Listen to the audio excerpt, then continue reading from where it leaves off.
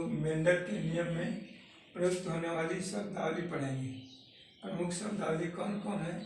इसमें पहला है संकर या हाइब्रिड। जब तुलनात्मक लक्षणों वाले नर मादा के बीच संकरण कराया जाता है तो उनसे जो संतानें उत्पन्न होती हैं उन्हें संकर कहते हैं तथा यह प्रक्रिया संकरण या हाइब्रिडाइजेशन कहलाती है। जैसे लंबे व बौने पौधे के बीच लाल पुष्प और सफेद पुष्प वाले पौधे के बीच संकरण से उत्पन्न संतानें संकर कहलाती हैं। दूसरा है एलील।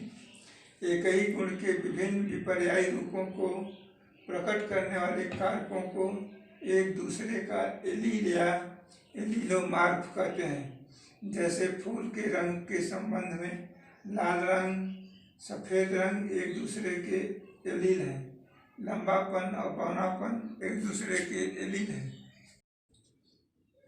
तीसरी शब्दावली प्रभावी और अप्रभावी लक्षण। जब विपरीत लक्षणों वाले शुद्ध जनकों के बीच संकरण कराया जाता है तो F1 पीढ़ी अर्थात पहली पीढ़ी में केवल एक लक्षण प्रकट होता है, दूसरा छिपा रहता है।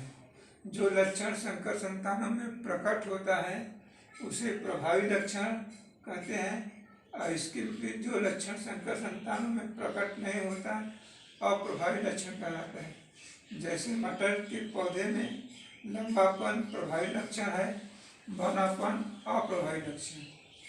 अगला है शब्दावली एक संकर संकरण मोनोहाइब्रिड क्रॉस।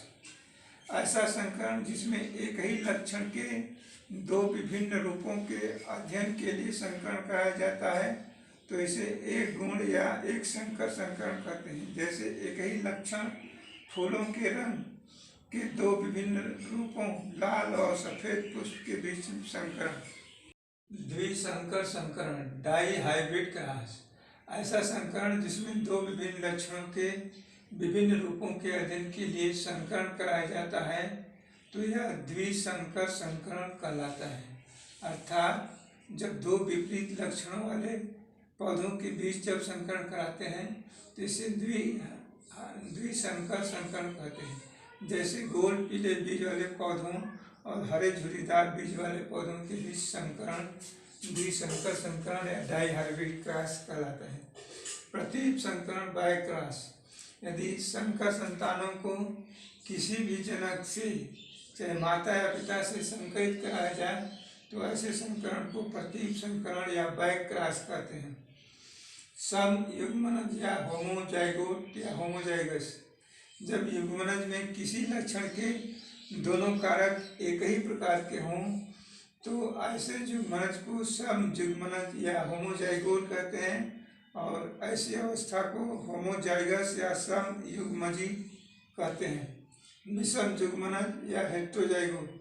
जब युग्मनज में किसी लक्षण के दोनों कारक भिन्न भिन्न हों तो विषम युग्मनज कहलाता है और ऐसी अवस्था को विषम युग्मनजी कहते हैं। अगला शब्दावली है नवा फिनोटाइप और जीनोटाइप। जीवधारी के जो लक्षण प्रत्यक्ष दिखाई पड़ते हैं उसे फिनोटाइप कहते हैं। जैसे मटर के पौधे में लंबापन और बौनापन ये प्रत्यक्ष दिखाई देता है तो इसे फिनोटाइप कहते हैं। इसके विपरीत जीवों की आनुवंशिक संरचना और उसमें पाए जाने वाले कारक को अर्थात जीनिक संरचना को जीनोटाइप कहते हैं। जैसे लंबेपन का जीनोटाइप कैपिटल टीटी और बौनेपन का जीनोटाइप स्मॉल टीटी से व्यक्त करते हैं। कारकों को प्रतीक के रूप में प्रदर्शित करना। किसी लक्षण के प्रभावी रूप को बड़े अक्षर से तथा अप्रभावी रूप को छोटे अक्षर से व्यक्त करते हैं। जैसे गोल बीज को आर से तथा झुर्रीदार बीज को आर से, लंबेपन को कैपिटल टी से तथा बौनेपन को स्मॉल टी से प्रदर्शित करते हैं। अब हम लोग मेंडल के नियम में प्रयुक्त होने वाली शब्दावली को पढ़ लें और इसके बाद मेंडल का नियम क्या है इसके बारे में जानेंगे। पहला नियम है मेंडल का प्रभाविता का नियम, लॉ ऑफ डोमिनेंस। मेंडल का नियम, पहला नियम है मेंडल का प्रभाविता का नियम। या लॉ ऑफ डोमिनेंस। जब परस्पर विरोधी लक्षणों वाले दो शुद्ध जनकों के बीच संकरण कराया जाता है तो पहली पीढ़ी या यौन संतानों में एक ही लक्षण दिखाई देता है, दूसरा दिखाई नहीं पड़ता। इसमें जो लक्षण दिखाई पड़ता है उसे प्रभावी लक्षण और जो दिखाई नहीं देता उसे अप्रभावी लक्षण कहते हैं।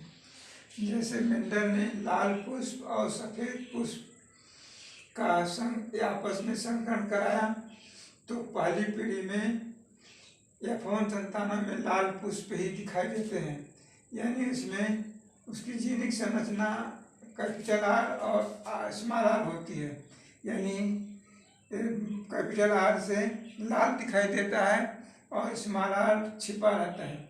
इसी तरह से लाल पुष्प की जीनिक संरचना दो जीनों से प्रकट करते हैं, कैपिटल आर और सफ़ेद पुष्प को स्मॉल आर। जब युग्मक का निर्माण होता है तो लाल पुष्प से एक समान गैमेट बनते हैं जिसको कैपिटल आर कहते हैं, और सफ़ेद पुष्प से भी जो गैमेट बनते हैं उनको आर आर कहते हैं। ये दोनों युग्मक जो है निषेचन के समय जब आपस में संलयित होते हैं तो हाइब्रिड बनता है, और वो हाइब्रिड लाल रंग का होता है, इसलिए लाल पुष्प दिखाई देता है। प्रथम पीढ़ी में यही दिखाई देता है।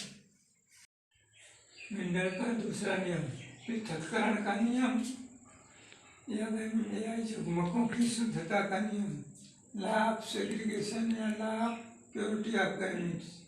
किसी संकर में उपस्थित प्रत्येक लक्षण के वैकल्पिक स्वरूपों का अगली पीढ़ी में निश्चित अनुपात अर्थात 3:1 में पृथक्करण हो जाता है। ये मेंडल का दूसरा नियम या पृथक्करण का नियम कहलाता है। जैसे लाल पुष्प और सफ़ेद पुष्प के बीच में क्रॉस कराते हैं तो पहली पीढ़ी में लाल पुष्प जिसे संकर लाल कहते हैं, 3 संकर संतानों को जब आपस में संकरण कराया जाता है 3 से 2 तरह के युग्मक बनते हैं, और 2 तरह के युग्मक में एक नर पौधे से स्मॉल आर और कैपिटल आर तथा मादा पौधे से भी वही युग्मक बनते हैं, कैपिटल आर और स्मॉल आर। जब एक कैपिटल आर से संकरित होता है तो आर आर एकदम शुद्ध लाल पुष्प बनते हैं, और जब स्मॉल आर कैपिटल आर से संयोग करता है तो कैपिटल आर आर यानी संकर लाल पुष्प बनते हैं।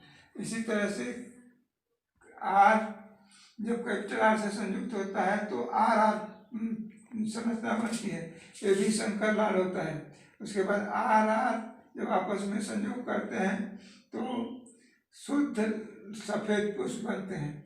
तो इस तरह से लाल पुष्प 25% और संकर लाल पुष्प 50% और सफ़ेद पुष्प 25%, अर्थात इनमें 3 संबंधित 1 का अनुपात होता है लाल और सफ़ेद पुष्प में।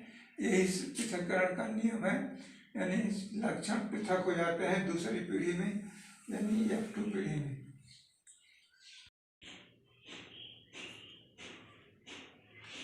स्वतंत्र अवयवन का नियम, जब 2 जोड़ी विपरीत लक्षणों वाले जनकों के बीच संकरण कराया जाता है तो दोनों लक्षणों के वैकल्पिक स्वरूपों का पृथक्करण एक दूसरे से स्वतंत्र रूप से होता है।